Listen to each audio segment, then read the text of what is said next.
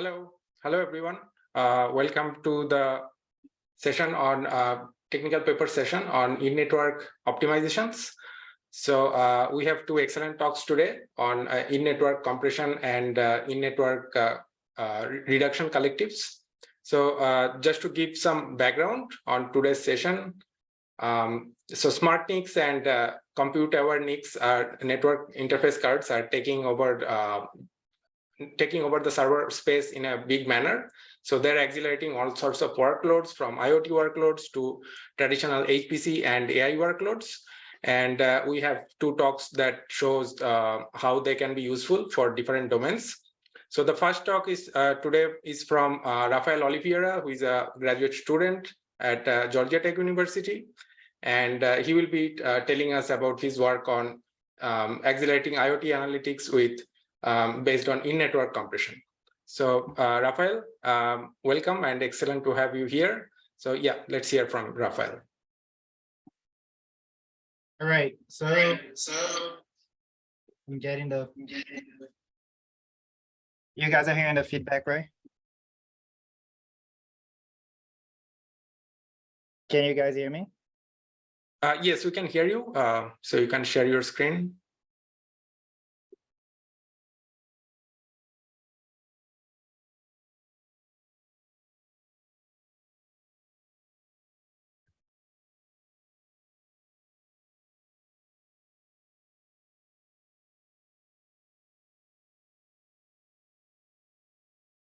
Hello everyone at HOTI 2023.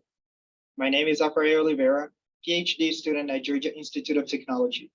And today I'll be presenting a in-network compression batching approach for accelerating IoT analytics at scale. In this presentation, you will see how the ingestion of IoT data originating from a massive number of device updates, often in the form of small messages, presents server bottlenecks. We then present a domain-specific compression and batching engines that leverage the unique properties of IoT messages to reduce the load on analytics server and improve their scalability. The term IoT refers to a broad range of applications. It spans diverse industry verticals from wearables and smart city applications, largely distributed agriculture and smart infrastructure, to ultra-low latency industrial automation and mission-critical control. While the term IoT refers to a broad range of applications, most can be characterized by ingesting large volumes of sensor data, analyzing it, and delivering updates to one or more endpoints. The predominant messaging protocol used in IoT is the publisher-subscriber model. Publishers are sensors that publish message to a topic, while subscribers are typically actuators that receive messages bound to the topic that they're subscribed to. It is common, however, to see the content of the message itself being processed by a pipeline of compute kernels that perform transformations before the message is sent to the subscriber. As illustrated here, we see a shorter and a longer cycle. The shorter cycle in red is composed of kernels necessary to generate a response based on the telemetry reported by the sensors. On the other hand, the longer cycle usually involves long-term processing composed of persistent storage and data analytics. Suppose now that you are an IoT service provider handling millions of device messages per second across multiple different applications. For simplicity, let's say that these applications are using pre-trained neural network models to detect anomalies in device reported measurements. Afterwards, the original messages are stored for future data analytics. For anomaly detection, you decide to use a smart NIC with an FPGA as a bump-in-a-wire accelerator to deploy existing network processing solutions that allow you to send out notifications right from the network card. After the network accelerator handles the critical path of the application, the smart NIC is still tasked with millions of messages to transfer to the host CPU.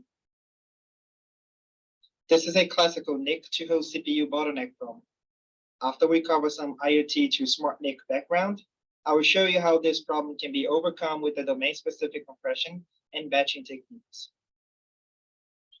After analyzing several IoT application scenarios, we've come to the realization that IoT messages can be categorized into two different sizes. The sizes are based on the format used to represent data. They are either composed of raw measurement values or some high-level format like JSON and XML. The raw measurement format typically yield very small message size. Ingesting more messages at a higher rate severely hurts the maximum achievable throughput. Intuitively, this is the case for batching. Therefore, compressing the message would naturally increase the batch capacity. However, the small message also yield poor compression rate when using classic compression approaches. When devices are not striving for bandwidth or power, they usually send their measurements in a higher level format, and it considerably increases the size of the message. Consequently, the benefits of batching is greatly reduced. In this case, at higher message rate, the bandwidth can potentially become the bottleneck. To overcome these limitations, we present Comprex, a network compression batching for accelerating IoT analytics at scale. Comprex is a post-pipeline, co-located compressed batch solution that aims at reducing IoT message transfer overhead by using domain-specific approach. It is equipped with a in-network compression and batch engine managed by a server-side runtime that aims at removing redundant data already delivered by previous messages.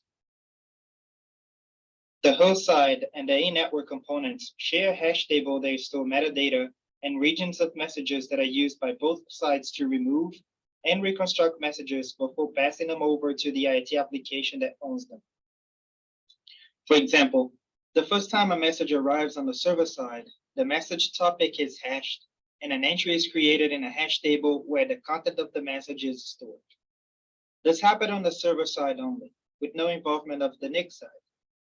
In this phase, Comprex runtime compares the stored message with upcoming messages in order to detect regions that are not changing from message to message. As more messages to the same topic arrive, the runtime starts to split the message into static and dynamic regions. The intuition here is that devices, once deployed, aren't going to change the format of the message, except for the new measurements that they are reporting. This means that once the message arrived in the NIC, the parts of the message that haven't changed are already present on the host side, and therefore don't need to be transferred. Once the static regions are detected, the host runtime loads the shared hash table and instructs the compression engine to transfer only dynamic regions. Dynamic regions are regions in the message body that changes frequently, usually associated with measurements. The host side then reconstructs the original message by joining the static and dynamic regions before passing them over to the IoT application. Differently than traditional compression solutions, Comprex makes an educated assumption that a device, after deployed, will indefinitely send measurements over the same message structure. This allows the runtime to slowly build confidence about the static regions of a given topic.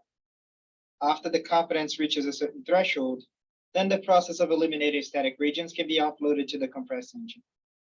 The compress engine, by knowing beforehand the sizes of the static regions, can make use of techniques such as loop and roll to process large chunks of string compare in parallel. While performing a string compare operation on every message is expensive, Comprex confidence-based compression makes it unnecessary to check every single message for variations on the static region. This results in a 10x increase in the compression throughput over a naive implementation. After max end messages have been sent, Comprex checks the content of the message to see if there is any variation on the static regions. If a difference is detected, the compress engine transfers the full content of previously stored message on the NIC's DRAM to the host side. Otherwise, the NIC discards them.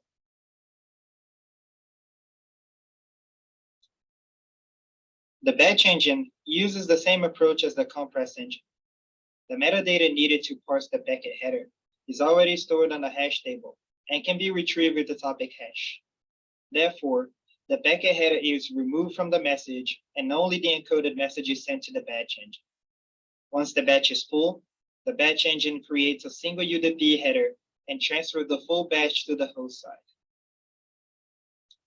Unlike traditional batching techniques, removing packet header not only results in higher compression rates, but greatly reduces packet processing overhead. In this micro benchmark, we evaluate the decompression throughputs between Comprex and Snappy. This evaluation is important since decompression happens on the host side, which is already handling the analytics part of the application. What we can note in this graph is that Comprex has a low start since it needs to build confidence in the static region before it instructs the compress engine to start removing.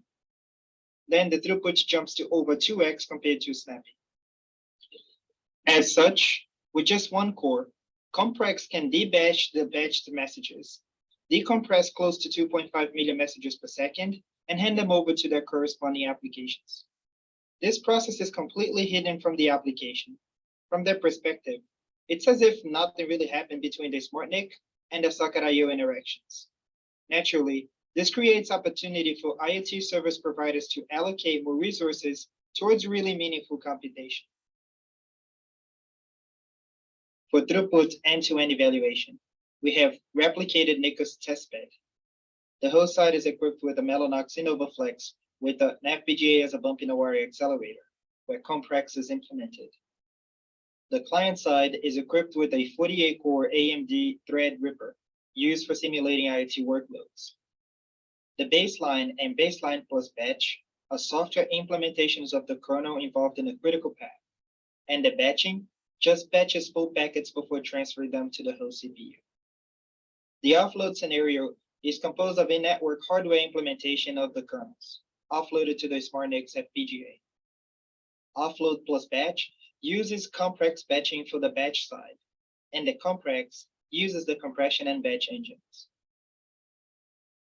We note that batching smaller messages like grid results in a 1.5 increase over the baseline, but clearly the host CPU is the bottleneck since there are no offloads.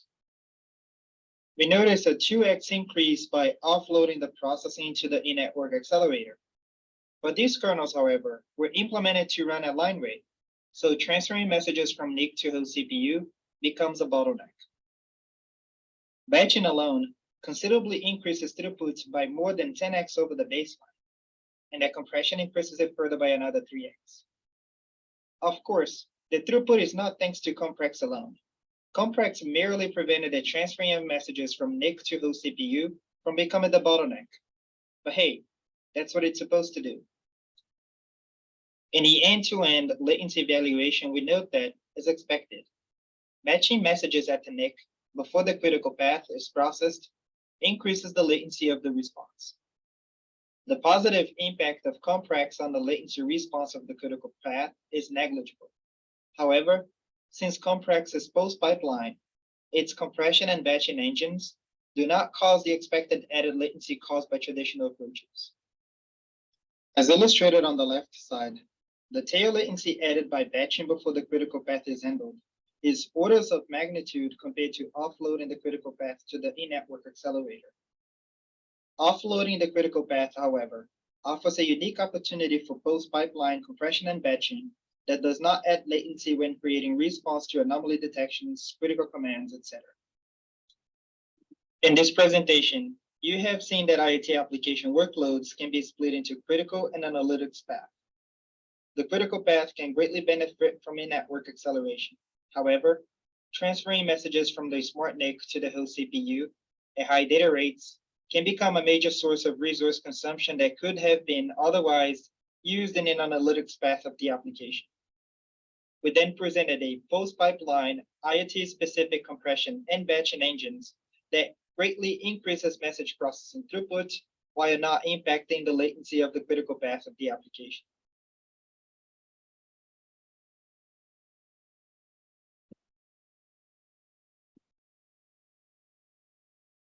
Thank you, Rafael, for your excellent presentation. Thank you. So, yeah, I have a couple of questions for you. So one of the assumptions that you are making in this complex is that the data they send, the data format does not change. Only some of the data is changes in the field. If we think of a real deployment, there might be like version 1 of an IoT device, then there will be a version 2, version 3, which will probably update the data format that they're changing. Maybe they're adding some additional fields or additional data. So how will your system, how can the complex system handle that? Yeah, that's very good. So the compress engine also does some check on its own. And even the host side runtime is always checking messages at an interval, right? It starts by checking the message every time a message arrives to a topic. But as it starts to build confidence, it delays the check, right? That's what we use the max n in a paper. So the max n doesn't grow to infinity, right? In this experiment, we let it grow to 30. So after you do the deployment that you mentioned with new fields, etc., in 30 messages, it's gonna check the message again. If the compress engine doesn't detect anything, the host runtime is gonna detect it, right? If it detects a difference in a static field, it resets the confidence to 0. So it's gonna have to build confidence in the new deployment of the device. So this is a great question because if you do find in the 30 messages that you're checking, right? If you do find that there is a problem on the 29th message, for example, what's going to happen to the other messages that you made an assumption that was actually wrong, right? So you store messages up to the max interval check, right? Up to max n. If you don't have the check on the in-network side, on the compression engine. If the compression engine is there, we've implemented a line rate compression engine that does the check on every message. So if the compression engine is doing the check on every message, then that would never go wrong. The second that you detect a difference in a static region, you just tell the host side, discard the confidence on this topic, and let's restart it. If you don't have that, the host runtime is going to store the message. And then if it detects up to the 30th message, the 29th messages that you've sent previously were wrong, it just discards all the previous messages and and rebuild the messages from the messages that were stored in the NIC. I don't know if that made sense. No, that definitely helps explain that quite a lot. And could you talk a little bit about the different experiments that you did? So you mentioned city, fit, grid, these workloads. Could you give us a little bit more insight on what they are? Yeah, so the fit is a smart fitness. Then you have these wearables that are detecting heart rate and your speed of movement as you're working in a gym. So it sends all these measurements to the cloud, right? They made these measurements available so that people can implement application on top of them. They don't really tell you how to use the data, right? Yes. The taxi is the one I think that was available by Microsoft in Beijing. It's just data of taxis, just getting people from one place to the other, and then going like the distance, the speed, the quality of the trip, the cost, etc. The grid is a smart grid that has energy measurements in houses, so that if a grid is about to be overloaded. But in grid, you don't really have anything associated with the grid. You just have the house energy consumption that's gonna be associated with the grid, right? So that you can detect whether or not the grid is about to be overrun by energy consumption.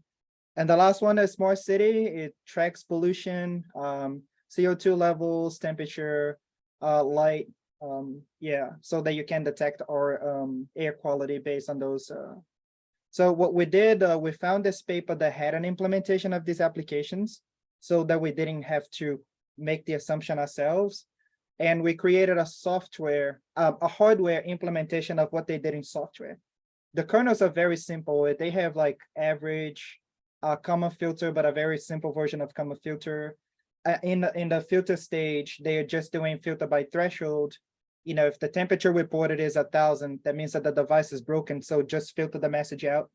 So we've created this pipeline that runs the critical part of the application, so that we could have the compression and batch engine post the pipeline. To take a step back, we're actually working on the pipeline, not on the compression and batching engine. And we ran into this transferring problem naturally. After we created this pipeline that was processing messages at line rate, we were like, okay, we process a critical part of the application, but I need to store it. So how do we transfer this, this like 40 gigabit per second with small messages to the host side, right? Because that's the full application. We couldn't make the assumption that we're going to process the critical path of the application and just drop packets, right? We have to tell the readers of the upcoming paper that we are actually storing the message for upcoming analytics. And we ran into this problem. We couldn't. We've ran into server-side scaling problems, and we wanted to use DMA, and we ran into all the problems of using DMA. And then we're like, okay, let's study the application workload and see what can be done. So then we started putting so much work into the compression and batching to transfer the message to the host CPU that we were like, okay, let's just make a separate paper for this part, because it's worth it. So I was glad that we ran into this problem naturally and that I had to solve it. And then we put the paper together, and there's promise. We're already working on a version 2 of it. Yeah. Yeah, thanks, Oliveira, Rafael, for the explanation. So that actually answers the other question I had, that the domain-specific techniques that you have implemented, how generalizable they are to different type of IoT devices. And you have clearly showed that it can generalize to different types, like different types of devices, like fitness devices, grid data, automobile data, etc. So thank you, Rafael, for your excellent presentation, and we'll be looking out for your next paper. Thank you. Thanks. So for audience, you can always post questions in the Slack channel, and the authors will be there to answer any additional questions you have. So let's move on to our next paper. This is from Bharath, Ramesh, and others from the Ohio State University, and this is about in-network computing hour reduction collectives in MPI.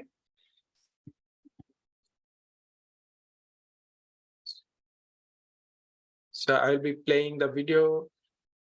Let's see.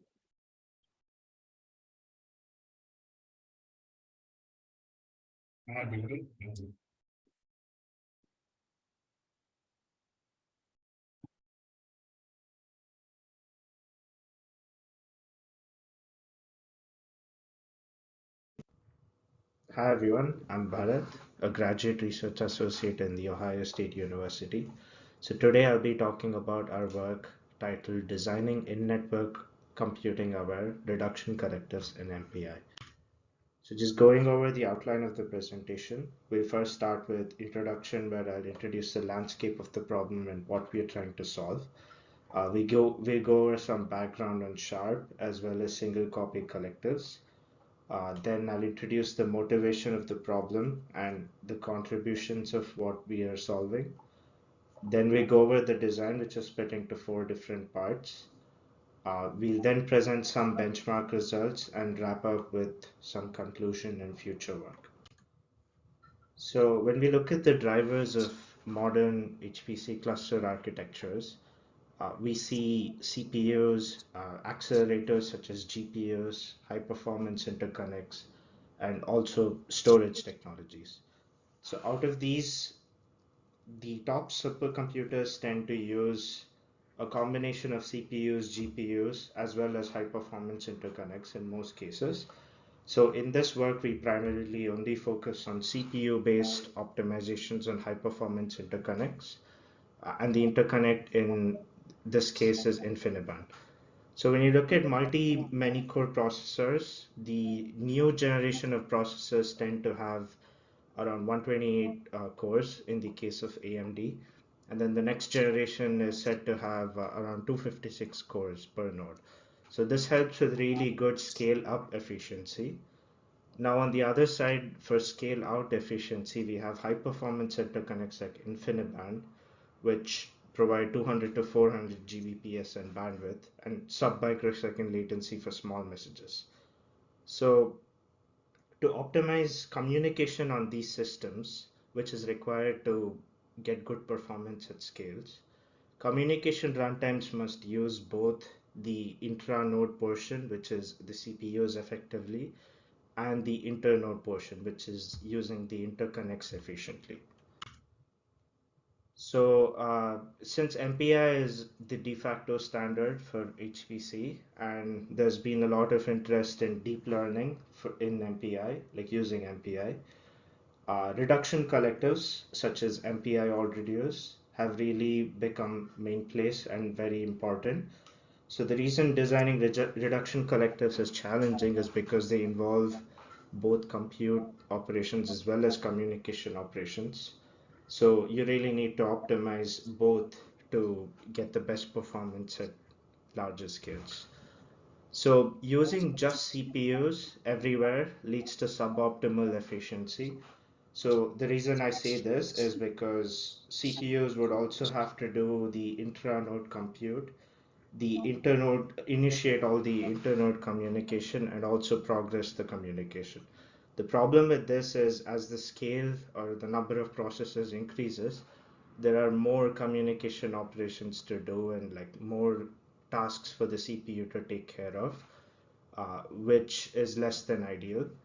So this kind of motivates the need for offloading these common operations such as compute or maybe even communication from the CPU so that the CPU can take over other useful tasks.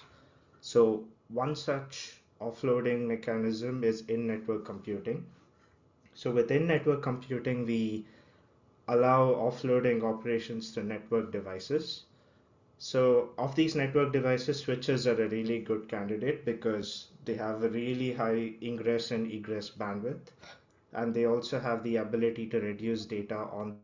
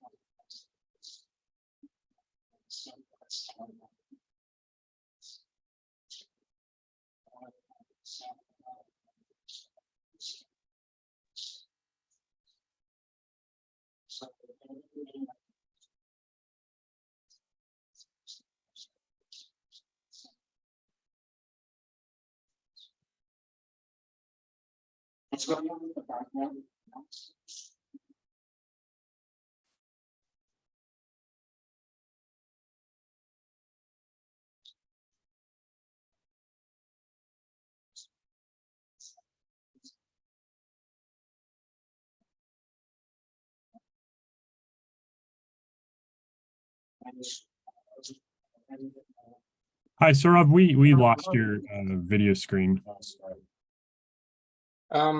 Okay, sorry about that. Let me try that again. Okay, it says resume share. Could you tell us which slide you were able to see last?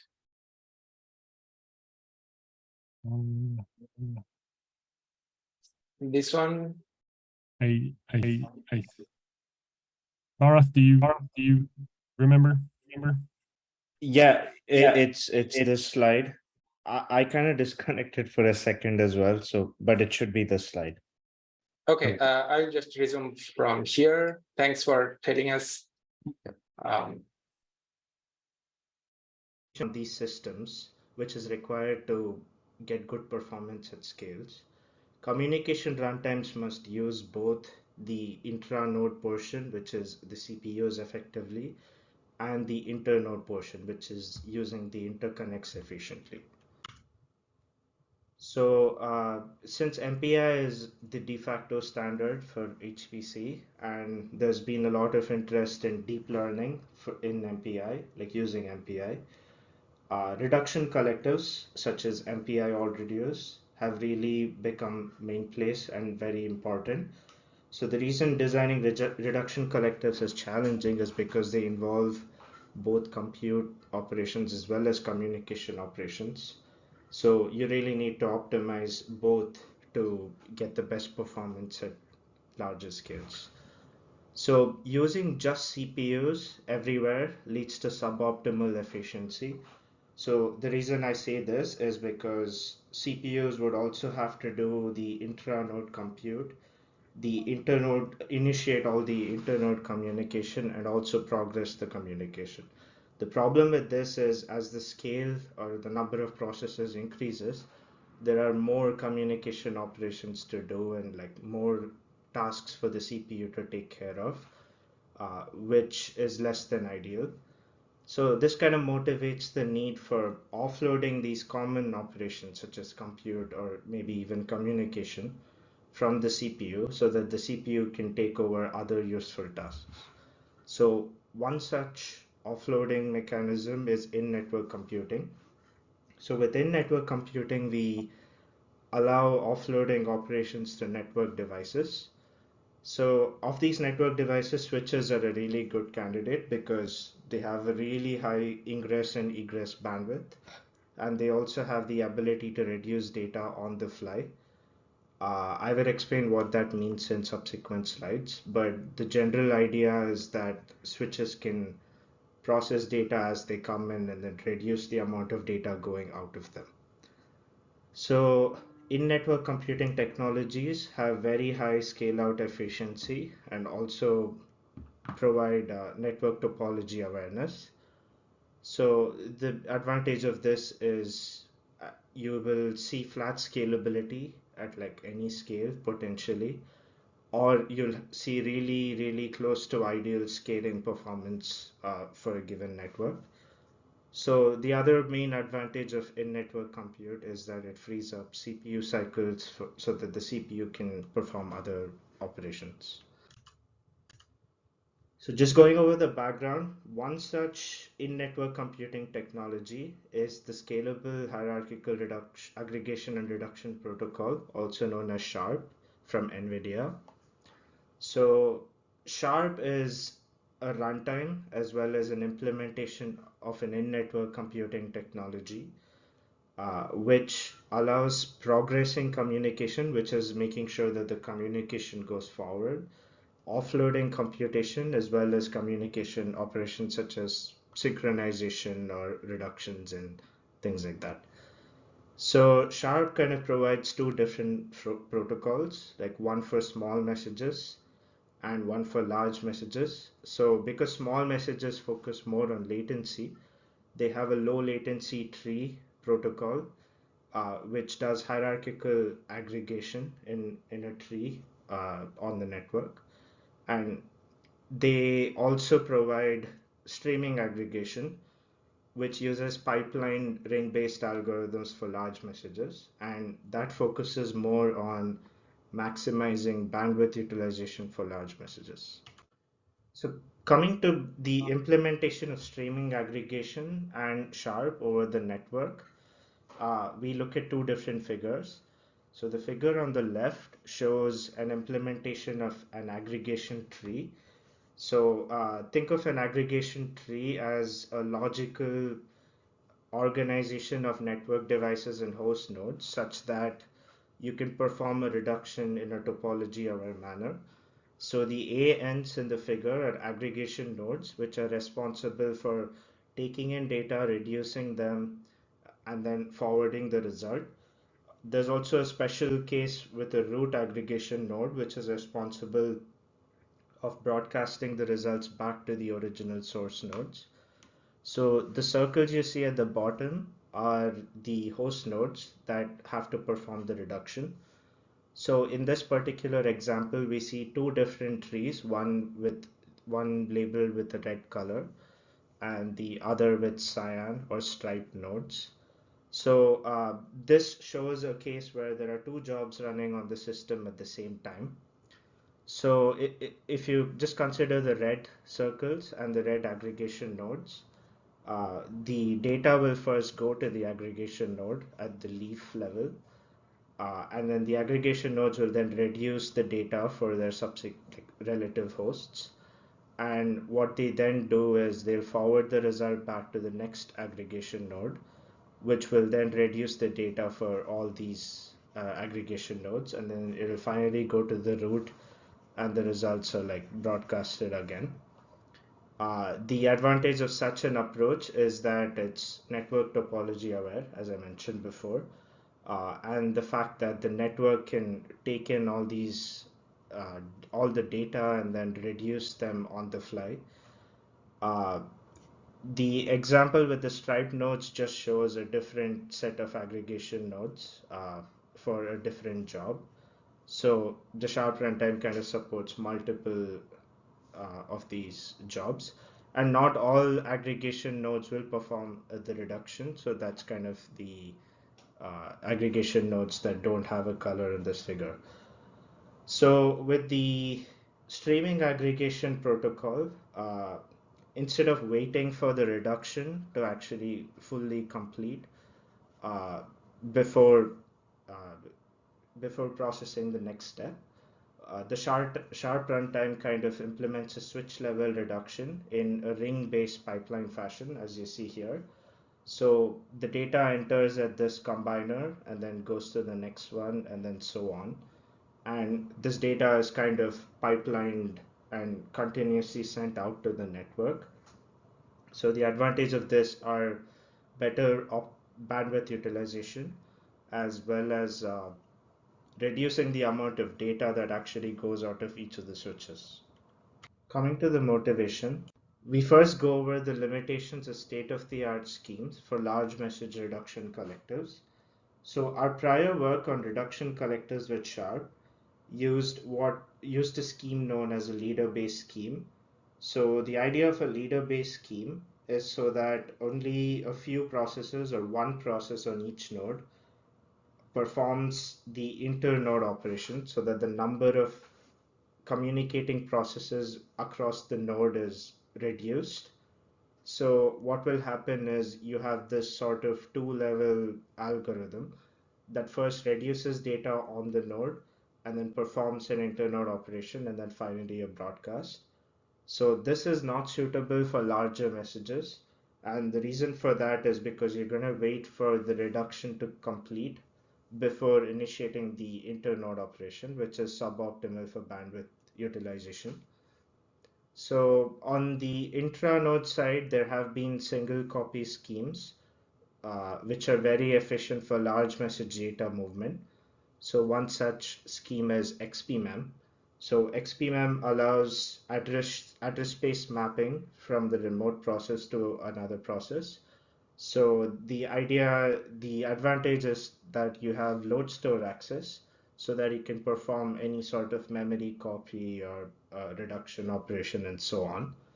So while there are these two different optimization arenas that people have explored, combining them is not trivial because the streaming aggregation protocol has a few limitations because which we will go through in subsequent slides to achieve really good scale out performance. So this kind of motivates the need for large message reduction designs that combines the advantages of Sharp as well as single copy schemes like XPMEM. So coming to a more detailed version of the motivation, so we look at different bottlenecks as well as advantages of the Sharp runtime and also what we need to solve. So in the first case, the streaming aggregation protocol provides excellent bandwidth with close to point-to-point latency. So to quantify this, you'll see the graph on the right, which compares both different Sharp protocols on 8 nodes. So what you'll observe is that from a message size of 16K, streaming aggregation significantly outperforms the low latency tree. And another observation is that the point-to-point latency for null reduce for 1 megabyte is close to 100 microseconds, which is also the latency that the Sharp runtime gets. So this really motivates the need for algorithms to actually use this efficiently. But however, it has its own bottlenecks. So one of that is the cost of registration. So the idea of registration is that you pin pages to memory is very similar to InfiniBand registration. And the overhead of this increases significantly with an increase in message size. So we quantify this with the graph on the bottom right. So as you see, as the message size increases, the registration overhead also increases significantly, and this really degrades the performance significantly. So this kind of requires a cache to solve this bottleneck and avoid expensive calls to sharp call regmr, which is the sharp equivalent of registering buffers. So the other problem with the sharp runtime is that switch resources are limited. So when you think about multiple jobs running on a cluster, only a few jobs can really use the switch resources at a time. So there'll be locks and other switch level resources that have to be used. So this causes bottlenecks when we scale up on modern CPUs with hundreds of cores. And that's because not all cores can interact with the sharp runtime. So in prior work, we have seen that we can only scale up to 2 or 4 processes per node with the sharp runtime. So this is of course done to manage resources and will probably improve with future interconnects, but this is kind of where state of the art exists right now. So in general, we are trying to design something which takes advantage of the low latency provided by streaming aggregation, but can also scale up within the node to many processes per node. So coming to the problem statement, we are trying to propose an algorithm for large message reduce that overcomes all these bottlenecks and resource constraints of the sharp runtime and uses node and network level resources efficiently. So to do this, we identify some overheads with registration and we propose solutions to address them. Then we analyze the impact of chunking reductions, and I'll explain why that is useful. And this is mainly done to overlap intranode reductions with sharp-based reductions. Then we propose an algorithm for large message reduce and evaluate them by comparing against state-of-the-art MPI libraries. So coming to the design overview, we use a registration cache to amortize registration costs in the sharp runtime. So that's the first step. The second step is to designate a leader process on each node to interact with sharp. So the reason we do that is because we only want one process on each node to call the sharp runtime. So we then chunk every buffer, that's the send buffer and all reduce, into PPN or process number of process per node chunks. And what every process does is that it's responsible for its own chunk in the all reduce and then reduces to a single buffer belonging to the leader process. So since this involves a bunch of remote operations, we require the use of XPMM for load store access. So the thing is, local reductions will happen in batches for good network utilization. And the reason for that is because you don't want to wait for the reduction to complete before initiating your internode operation. So once all this is done, we will perform a final broadcast of the results within the node. So coming to the impact of our registration cache designs, we use an AVL tree, which is very similar to our other schemes that we have proposed before for InfiniBand.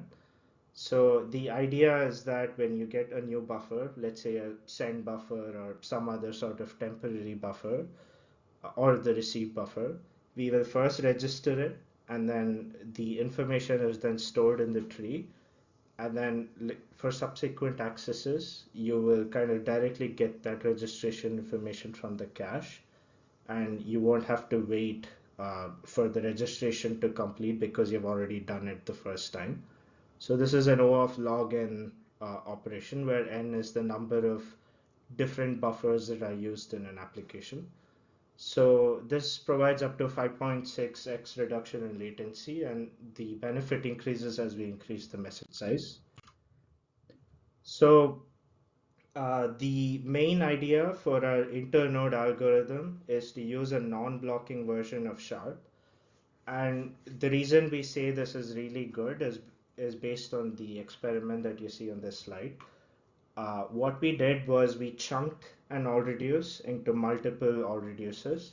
So if you take an example of 1 megabyte, a 1 megabyte all reduce can be expressed as 2 512 kilobyte all reduces or 16 kilobyte all reduces. So what we observed is that as long as each chunk is greater than or equal to the streaming aggregation threshold, which is tunable, we see that the latency is the same. So all of them meet at the same time. So this shows that the sharp runtime is optimal with respect to network utilization, because you're kind of streaming all this data continuously over the network. So your only real bottleneck in this case is the intranode step. So to address the intranode step, what we do is, as I mentioned before, we will have multiple processes, and each process will reduce a chunk. So in this example, we take two different processes. One is responsible for the red chunks and the other is responsible for the orange chunks. So we use a temporary buffer because that's the buffer the root or the leader process will use for the internode operation. So in the first step, we will reduce to the leader process buffer. So at the end of this stage, every leader process on every node will have the reduced result of that batch of reductions. And then once that is done, we will initiate a non-blocking sharp all reduce operation. So this is done in batches because it's the same thing I mentioned before. We do it in chunks so that we use the network efficiently.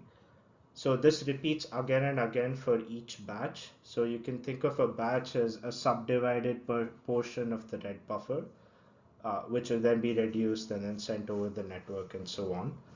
So if you look at the end of this step, we will call a wait all. So each one of these non-blocking sharp all reducers will kind of wait for the result, and then what we finally get is that the root process or the leader process on every node will have the final result. So with this complete, all that is left is a broadcast operation within the node, and that is what the last step kind of shows. We ran our results on two different systems, MRI and HPCAC. So the MRI system has an AMD processor with 128 cores. The HPCAC system has an Intel processor with 40 cores. So both clusters have an InfiniBand switch called Quantum 2, which supports streaming aggregation and have 200 Gbps of bandwidth. And we compare our results against HPCX as well as MWAP H2X.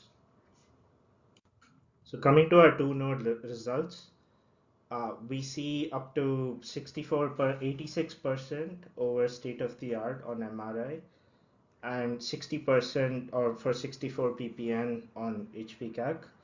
And then we also see similar gains for 32 ppn. So this is mainly because of the increased parallelism of using all CPU cores for reduction and also using streaming aggregation across the node.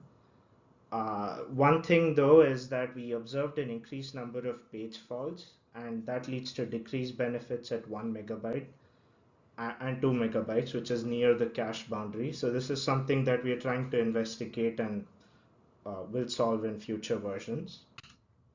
So coming to our 4-node results, we see similar benefits against state of the art, up to 88% on MRI for 64 ppn and 46% for on HPCAC. So one thing to observe here is that the latency we see here is almost the same as the latency we saw for the 2-node case. So, and that's because our intra-node latency is more or less the latency we use for the final all reduce. Coming to the 8-node results, again, it's a very similar result, and Sharp really helps with providing good scalability. And we see up to 78% over state of the art, and for 64 ppn on MRI, and 52% on HPCAC for 64 ppn, and very similar results for 32 ppn as well. So coming to our conclusion and future work, we saw that the Sharp runtime enables in-network offload with excellent bandwidth utilization. It also gives very close to point-to-point latency, which is something that is really useful as you increase the system scale. So we proposed some designs that overcame bottlenecks by using a leader-based algorithm, as well as streaming aggregation for internode operations. And we did this for large message reductions. So our designs outperform state of the art by up to 86%. So all these designs will be available in a future release of MVAPage Plus. So in terms of future work, we are looking to do an application evaluation comprehensively. So one of the limitations of our scheme is that we haven't really supported in-place operations, and that is something that many DL applications tend to use. Since the Sharp runtime does not natively support in-place, we kind of have to work around some of those things. We then we wanted to evaluate the performance at much larger scales, and also exploit some of the NUMA awareness that could potentially be obtained within the node. Yeah. Thanks a lot for listening to the talk. Let me know if you have any questions, and feel free to reach out to me over email, or and also check out our websites for various projects in the network-based computing laboratory. Thank you. Thank you, Bharath, for your great talk. So I have a couple of questions that I would like to ask. So one is, let's see. So in the slide 24 and 25, when you say improvement over state of the art, so what is your baseline here? Is it MVAPage 2 or is it HPCX? Yeah, so those are just the peak numbers. So in those cases, in some cases it's MVAPage 2x, and in others it's HPCX. So it depends on like which number you're referring to. So if you look at the HPCAC number at the bottom at 256K, so we see benefits over HPCX. Okay, so it is over whichever is better.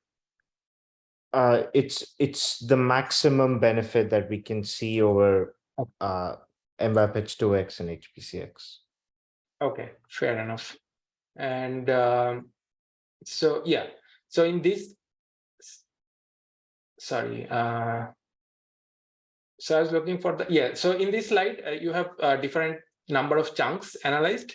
So so in terms of conclusion, do you have a optimal chunk size that applies for all message sizes, or is it dependent on the size of the message?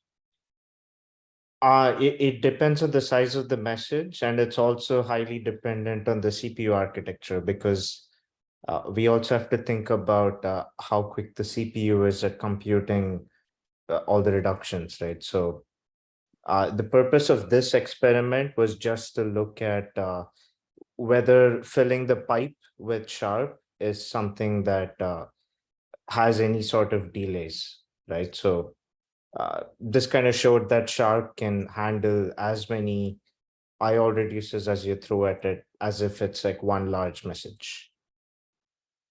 Great. So as we know, like we would like to use in-network computing for offloading workload from the CPU to the network. So if I am thinking of IO reduce, do you have any intuition on what kind of overlap improvement we can see?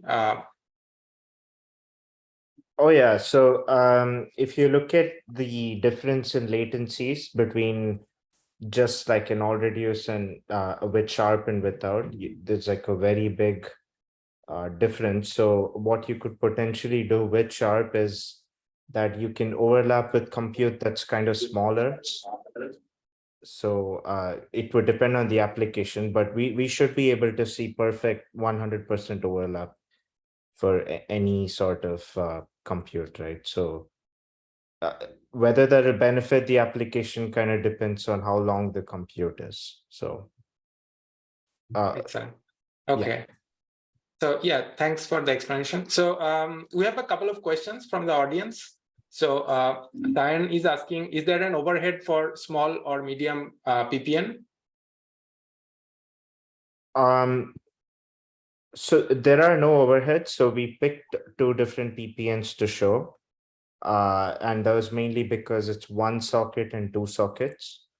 The reason we don't have 128 PPN results is because there was some variation on the system, but this should scale well for any sort of PPN from 1 to 128 or maximum number of cores on the CPU. Okay. And Taylor Groves asks, do you have any thoughts on how this approach would work on a GPU-based system, since here you are describing a CPU-based system? Yeah, so GPUs also have load stores if you look at IPC and those kind of technologies. So this could potentially apply.